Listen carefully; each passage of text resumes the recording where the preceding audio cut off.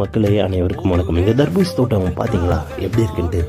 So கிட்டத்தட்ட 20 ton வரக்கூடிய அளவில் தர்பூசணி விளைஞ்சிருந்துச்சு ஒரு ஏக்கரால். ஆனால் வந்து பார்த்திங்கன்னா முற்றிலும் நாசமாயிருச்சு மழையினால்.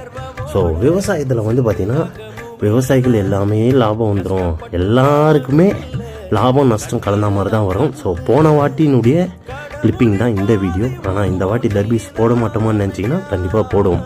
ஒரு வருஷம் லாபம் வந்தாலும் ஒரு வருஷம் நஷ்டம் வரும். இதுதான் விவசாயம். அதே மாதிரி ஒரு போகத்தில் லாபம் கிடைக்கும், ஒரு போகத்தில் நஷ்டம் தாங்க கிடைக்கும்.